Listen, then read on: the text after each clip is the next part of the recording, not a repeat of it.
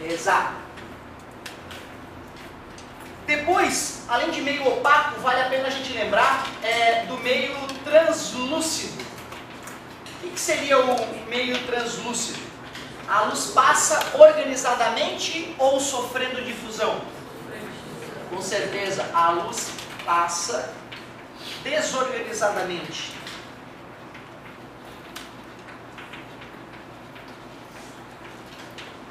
Poderíamos representar isso como um vidro jateado ou um vidro de banheiro fosco, onde ao olhar alguém através do vidro a gente consegue ver mais ou menos a silhueta, né? Mas não dá para reconhecer quem está do outro lado, não dá para ver detalhes de cor. Então quer dizer que a luz, na hora que vai atravessar esse material, ela sofre diferentes desvios, cada raio sofre diferentes desvios, embaralhando, né, a luz que sai. Então eu não consigo ver com nitidez qual era o corpo que emitiu a luz. Alguns tipos de plásticos são assim, a água turva, né, quando a água da praia não está muito cristalina também, fica translúcida. E para finalizar, teríamos o meio que é transparente. Esse sim, a luz passa de que maneira? Claro. E exemplos? Claro, mais clássico.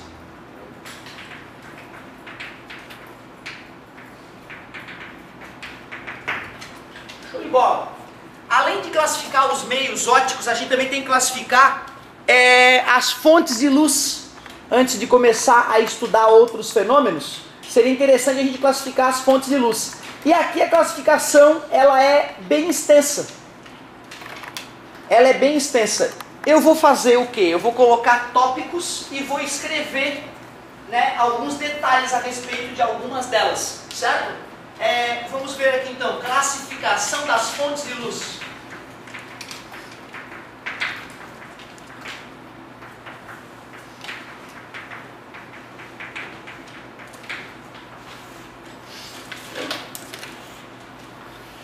Primeira classificação importante é aquela de diferenciar a fonte de luz pontual da fonte de luz extensa.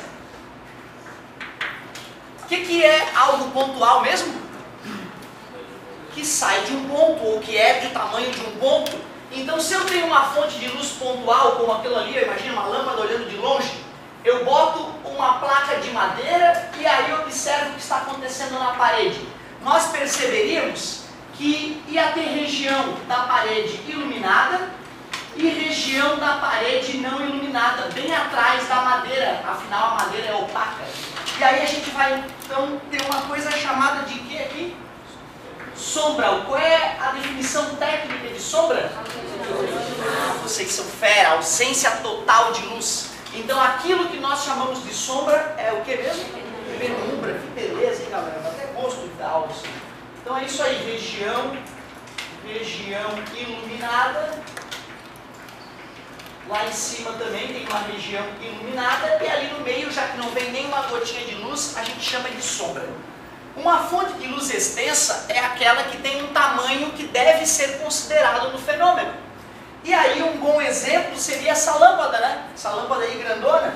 Então se eu pego uma lâmpada dessa grandona, pego um pedaço de madeira, coloco em frente a essa lâmpada. Peguei um pedaço de madeira, coloquei em frente.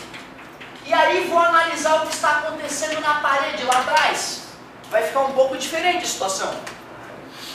Embora existam infinitos raios de luz saindo de cada maldito lugar da lâmpada, e eu até uma vez pintei a minha testa com giz para te demonstrar isso, né? Hoje eu não vou pintar a testa, vou pintar a mão.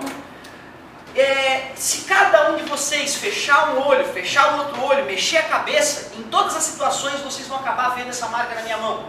Isto é a prova de que dessa região está saindo raio de luz para cada um de vocês. E não é só para cada um de vocês, para qualquer lugar que tu coloque o teu rosto. Quer dizer que realmente essa ideia de que de um determinado ponto saem infinitos raios de luz, certo? E que não é infinito, é que são tantos que é incontável, né? Na verdade é incontável. Não existe a técnica para contar essa quantidade de fótons que se espalham a partir de um corpo, né? Por isso que a gente diz que é infinito. E a prática nos mostra que é uma ideia bem razoável. Então, que análise que eu faço numa hora dessa para determinar o que é sombra, o que é penumbra, o que é região iluminada? Eu tiro quantos raios daqui de cima? 2. Um que passa por cima, outro que passa por baixo. Quantos raios da outra parte, da parte inferior? 2 de novo. Um que passa por cima, outro que passa por baixo. Falei o contrário, né? Galerinha, e agora? Agora que eu estou olhando para a parede, eu sei que nessa região do meio eu tenho o quê? Sombra, porque não vem nenhuma gota de luz para aquela parte. Daqui para cima e daqui para baixo eu tenho região iluminada. A região vai ficar bem iluminada, porque toda a lâmpada consegue atingir aquela região. Região iluminada e lá também, região iluminada.